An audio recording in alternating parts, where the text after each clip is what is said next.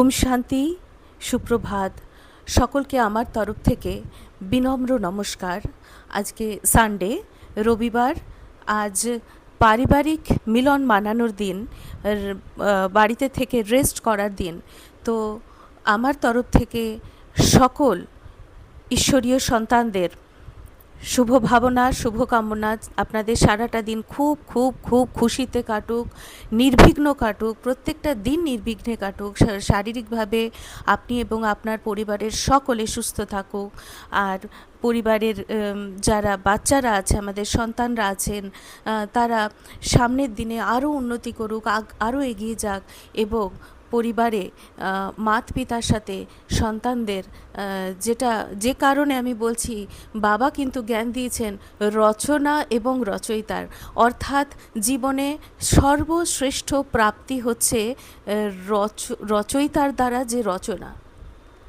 হ্যাঁ, সেটা আমাদের নেক্সট প্রজন্ম হতে পারে, সেটা আমাদের যে কাজ আমরা নিজেরা কিছু বানাচ্ছি, চাই খাবার বানাই, চাই কোনো প্রোডাকশন ইউনিটে প্রোডাক্ট তৈরি হোক, কোনো কেউ বই লিখুক, যে যাই করি আমরা, বা কাউকে আমি আমার সৌন্দর্য, মনের সৌন্দর্য দিয়ে আমি একটা সুন্দর সম্পর্ক রচনা করলাম, সেই সব কিছু যেন সফলতার দিকে এগিয়ে যায়। তো সকলে আমরা আত্মিক স্মৃতিতে মনকে টিকিয়ে আজকের মুরলির দিকে এগিয়ে যাই। আজকের ডেট 12 জুলাই 2026, আর রিভাইজ ডেট হচ্ছে 31 ডিসেম্বর 2010। তো মুরলির শীর্ষক পুরানো বছরকে বিদায় দেওয়ার সাথে সাথে পুরনো সংস্কারের বিদায় দিয়ে নির্বিঘ্ন থাকার দৃঢ় সংকল্প নাও, আর মাস্টার সহৃদয় দাতা হয়ে মনসা সেবা দ্বারা দুঃখী অশান্ত আত্মাদেরকে সহায়তা করো। পুরনো বছরকে বিদায়, এই বিদায় শব্দটা হচ্ছে যে বাবা যেটা কি দিচ্ছেন, বাবা আমাদেরকে সত্য তার যে রচনা দিচ্ছেন, উনি রচয়িতা, তার সত্য রচনা যেটাকে সৎ চিত আনন্দ স্বরূপ বলা হয় বাবাকে, সেটা হচ্ছে গুণ এবং শক্তি। এবং এই যে শক্তি, প্রথম শক্তি বাবা আমাদেরকে দিচ্ছেন যে তুমি আত্মা, দেহ নও। তো আত্মার গুণ শক্তি, তার পিতার গুণ শক্তি সংস্কারকে চেনো। এবং দ্বিতীয় হচ্ছে লেট গো করা, অর্থাৎ বিদায়। কি লেট গো করতে হবে? পাস্ট, পুরনো যা কিছু তাকে ফুল স্টপ, পুরনো গিল্টকে ফুল স্টপ, এক্সপেকটেশনকে ফুল স্টপ, পুরনো ইমেজ, মানে যে কোনো ইমেজ, আমার রোল ওয়াইজ, যা আমি এই রোল, আমার এইটা, আমার পরিচয়, এটা আমার সাথে এরকম ব্যবহার করা উচিত, বা আমার এই ধরনের ধারণা, এইটাকেই মানা উচিত। ধারণা ঠিক হতে পারে, কিন্তু মানতেই হবে এরকম কিছু না। সেখানে ফর্মুলা অ্যাপ্লাই করতে হবে, বালক সো মালিক, মালিক সো বালক। তো এই লেট গো, তো পুরনো বছরকে বিদায় দেওয়ার সাথে সাথে এইগুলোকেও বিদায় দিতে হবে। এগুলোই পুরনো সংস্কার। যখন আমরা সোল কনসিয়াসের জায়গায় বডি কনসিয়াস থাকি, অর্থাৎ আমি আত্মা ভাবলেই প্রথম সংস্কার আসে পাওয়ার টু ডিট্যাচ, প্রথম শক্তি। সেটা না হলে বডি কনসিয়াস থাকি, দেহ, তো দেহের ন্যাচারাল সংস্কারগুলো চলে আসে, ওই জিনিসগুলো, এবং সেইগুলোকে আমরা কি বলবো? ব্যর্থ সংস্কার। ব্যর্থ সংস্কার, যেখানে ইগো আসে, হ্যাঁ, আলবেলাপন, আলবেলাপন আসে, আলস্য আসে, রাগ আসে, ক্রোধ, অলসতা, যেটাকে বাবা বলছেন না, আলবেলাপন। তারপরে হেরে যাওয়ার মনোভাব আসে। এই ভিন্ন ভিন্ন মনোভাব আমাদেরকে আক্রমণ করে। তো নতুন দুনিয়াতে যাওয়ার জন্য আমাদেরকে এই ধরনের যে অনুভব, অশান্তি, দুঃখ, ভয়, হতাশা, হ্যাঁ, অহংকার, দুশ্চিন্তা, অভিমান, ঈর্ষা, নেতিবাচকতা, হ্যাঁ, লাগাও কোনো কিছুর সাথে লাগাও, খুব অ্যাটাচমেন্ট, পরমত, পরদর্শন, পরচিন্তন, অভিমান, অপমান, ঝামেলা, আমাদের বোলের মধ্যে ব্যর্থতা, অসন্তোষ, তারপরে মূর্ছাইশ, কোনো কিছু হলো আমার মন খারাপ, মনে বিচলতা, মনে অস্থিরতা, মনে দুঃখ, ডিপ্রেশন, এই যে জিনিসগুলো, এইগুলো হচ্ছে পুরনো সংস্কার। তো পুরনো সংস্কারকে বিদায় দেওয়ার জন্য বাবা বলছেন এগুলো পুরুষার্থে বিঘ্ন আনে। স্বাভাবিক, মন যদি স্থির না থাকে, মন যদি একাগ্রতা না পায়, শান্ত স্থিতিতে না থাকে, তাহলে আত্মিক অনুভূতি আত্মা করতে পারবে না। তার জন্য দৃঢ় সংকল্প আমাদেরকে হতে হবে। হ্যাঁ, এগুলো কিন্তু আর আমার নয়, কারণ আমি আত্মা। তো আজকের অব্যক্ত মুরলিতে আমাদের জীবনের জন্য বাবা যেরকম একটা অসাধারণ দিশা দিয়েছেন। বাপদাদা শুধু আমাদেরকে নতুন বছরের শুভেচ্ছাই দেননি, বরং এমন দুটি অমূল্য সংকল্প দিয়েছেন যা আমাদেরকে, আমাদের জীবনকে সম্পূর্ণ বদলে দিতে পারে। প্রথম বলছেন পুরনো সংস্কারকে চিরবিদায় দিতে হবে, চিরবিদায় দিতে হবে। যেমন আমরা লৌকিকেও নতুন বছর যখন আসে অনেক রেজলিউশন নিই যে আমরা সামনের বছর থেকে কালকে থেকে এক্সারসাইজ করব, মিষ্টি খাবো না, কেউ ধূমপান করলে সেটা বর্জন করব, কারোর সাথে রাগ করব না, টাইমের আগে সমস্ত কাজগুলোকে আমি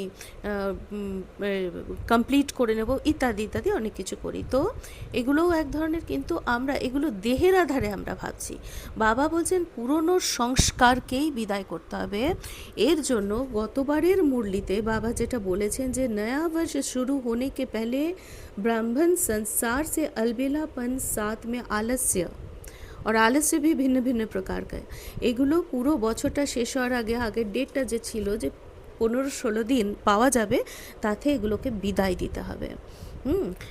সংস্কার কথাটা ব্রাহ্মণ ডিকশনারি থেকেই বাবা সরিয়ে দিতে বলছেন। দৃঢ় সংকল্পের দ্বারা वर्ष के साथ इसको भी বিদায় দে দেনা দে सकते हो, বাবা এরকম গতবারেও বলেছেন। সেই জন্য বাবা বলছেন যে पुरुषार्थ को, संकल्प को और संगम के समय को अंडरलाइन लगाओ। হ্যাঁ, তো এই দৃঢ় সংকল্পের পুরুষার্থ আমাদের করতে হবে যাতে আমরা উর্তি কলায় থাকতে পারি। হ্যাঁ, উর্তি কলায় থাকতে পারি। পুরনো সংস্কার কী হবে, আমাকে মাটির দুনিয়ায় নিয়ে আসবে, 63 জন্মের দেহের দুনিয়ায়। তাই বাবা বলছেন দেহের দুনিয়ার দেহ ভান যেমন ন্যাচারাল, তেমনি দেহি অভিমানী হওয়ার ব্যাপারটাকে আমাদেরকে ন্যাচারাল করতে হবে। তো এই বাবা মিলনের দিনে বাবা বলছেন যে বাবার বাচ্চারা যে দুনিয়া নেই, দুনিয়া কি মুবারক দেনে और नया वर्ष के मुबारक देने বাবা সূক্ষ্ম বতন থেকে স্থূল বতনে চলে এসছেন। ওই যে আমরা একটু আগে আলোচনা করলাম যে সূক্ষ্ম বতনেই বাবা প্রথমে তার প্রথম গুণ এবং শক্তির রচনা করেন। উনি রচয়িতা না, তিনি রচনা করেন গুণ এবং শক্তির, 7টা গুণ 8টা শক্তি, এবং ওই যে স্থাপনা, এস্টাবলিশমেন্ট, তার যে সাস্টেনেন্স এবং তার যে পুরনো সংস্কারের বিনাশ, এই তিনটে পুরীতে স্থাপন করেন। এবং আমরা বাবার বাচ্চারা যারা জ্ঞানকে মনে প্রাণে বিশ্বাস করি, তারা এথরিক বডি বা সূক্ষ্ম দেহর দ্বারা সূক্ষ্মবতনে গিয়ে বাবার থেকে গুণ শক্তি নিয়ে আবার সাকারে আসি। সূক্ষ্মবতনে যাই, গুণ শক্তি নিই, মূল বতনে যাই, বাবার থেকে সর্বশক্তি আহরণ করি, ব্যাক করি নিজের সাকার তনে, অর্থাৎ মুক্তি অনুভব করি, শক্তিকে ধারণ করি, গুণকে ধারণ করি, ব্যাক করি, এবং দুনিয়াতে প্র্যাকটিক্যালি আমরা জীবন মুক্তিকে ইউজ করি। তাই বাবা বলছেন ব্যক্তি থেকে আমাদেরকে অব্যক্ত ফরিস্তার স্বরূপে দিনচর্যা পালন করতে হবে, যে আমরা এমন ফরিস্তা হব যে অন্যরা আমাদের চারপাশে ঘুরে বেড়াবে, যেমন করে বাচ্চারা ফরিস্তার গল্প শুনতে পছন্দ করে। তো এইটা ব্যাপার। এরপরে বলছেন যে বাবা গিফট দিচ্ছেন আমাদেরকে গোল্ডেন ওয়ার্ল্ডের, এবং আমরা যেন সেকেন্ডে সেটা আমাদের চোখের সামনে সামায়া হওয়া থাকে, যে কোনো মুহূর্তে যে কোনো সময় চাইলে ভাবতে পারবো। কি সেই ভাবনা, যে কাঞ্চন কায়া ডবল তাজ, পবিত্রতা এবং রতনজড়ির তাজ। হ্যাঁ, এইটা থাকছে, 150 বছর আয়ু থাকছে, শতপ্রধান প্রকৃতি থাকছে, রোগ শোকহীন থাকছে, অকালে মৃত্যু রহিত থাকছে,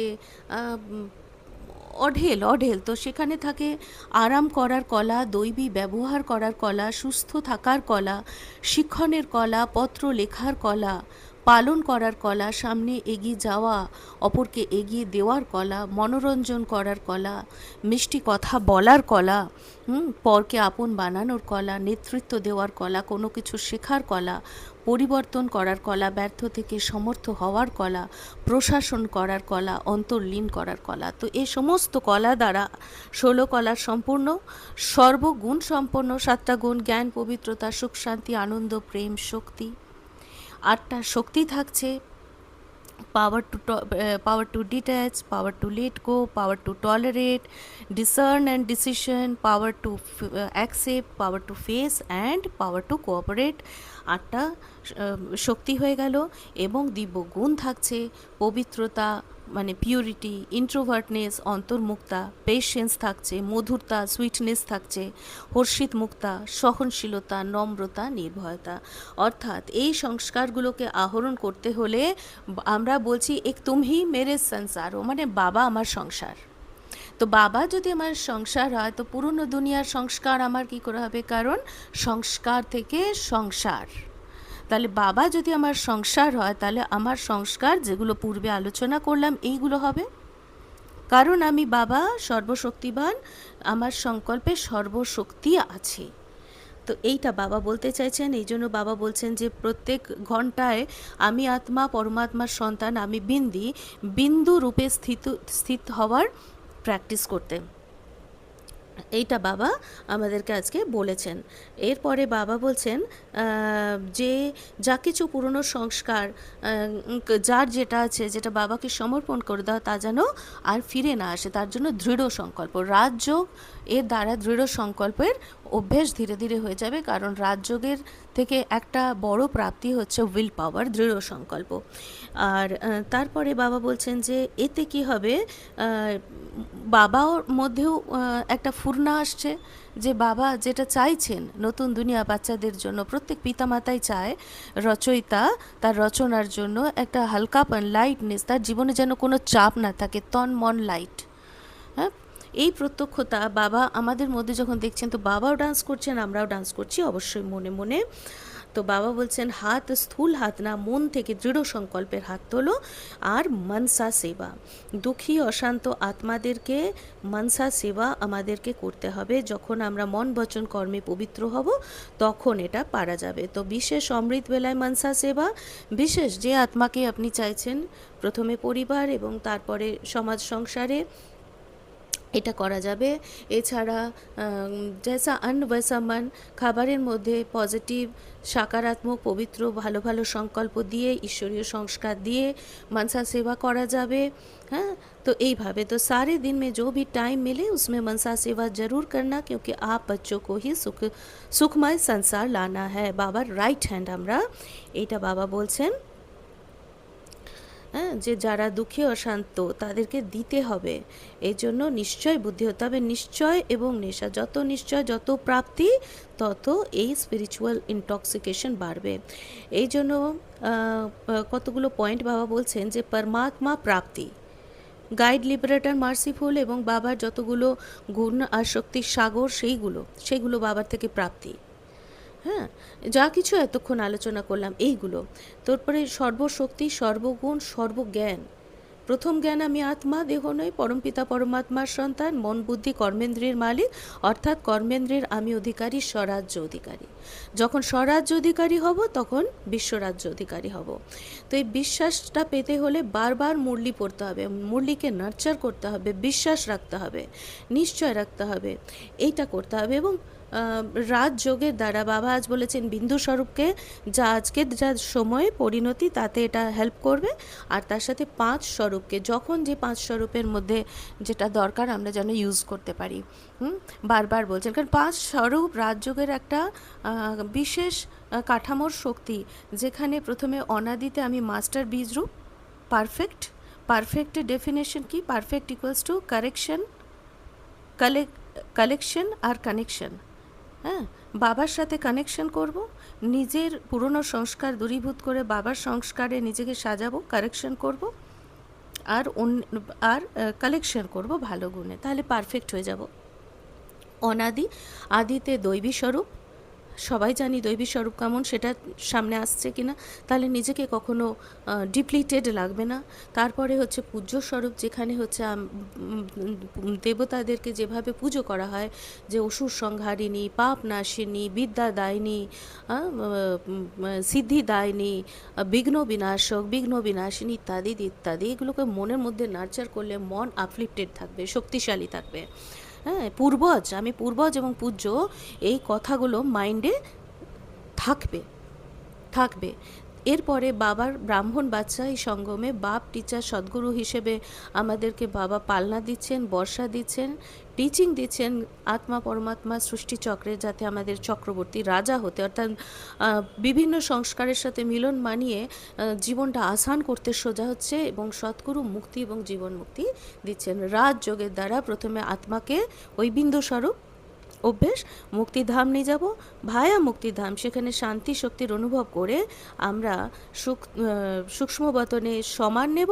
এবার চলে আসব নিজের সাকার তনে এবং সেখানে জীবন মুক্তির অনুভব করব। তো এই হচ্ছে রাজযোগের প্রাপ্তি। আজকের বরদান, ঈশ্বরীয় ভাগ্যের লাইটের ক্রাউন প্রাপ্ত করে সর্বপ্রাপ্তি স্বরূপ ভব। সর্বপ্রাপ্তি অর্থাৎ বাবার গুণ এবং শক্তি দিয়েই তো সব কাজ করা যায়, তাই না? হ্যাঁ, খুব বাড়িতে ধরুন কোনো একটা জিনিসকে একটা জায়গা থেকে আরেকটা জায়গায় মুভ করাবেন, ধরুন বাড়ির যে খাট আছে তাকেই, তো তাতে ভগবানকে যদি ঈশ্বরকে বলি সরিয়ে দাও হবে না। নিজেকে শক্তিশালী হতে হবে, বুদ্ধিশালী হতে হবে, বলশালী বুদ্ধিতেও এবং ফিজিক্যালিও, যাতে কিনা আরও লোকজন নিয়ে বা একার সেই ক্ষমতা থাকলে সেইভাবে খাটকে সরানো যায়। ঠিক এইভাবে মনকে শক্তিশালী করতে হলে ঈশ্বরীয় ভাগ্যের লাইট, পবিত্রতার ক্রাউন আগে আসতে হবে। তো ঈশ্বরীয় ভাগ্যের লাইটের ক্রাউন প্রাপ্ত করলে, অর্থাৎ পবিত্র হলে, ঈশ্বরের হলাম মানেই পবিত্র হলাম, মন বচন করবে, কোনো মনের মধ্যে কোনো কথাতেই কোনো যেন ডিপ্লিশন না আসে, উর্তিকলা ফরিস্তা।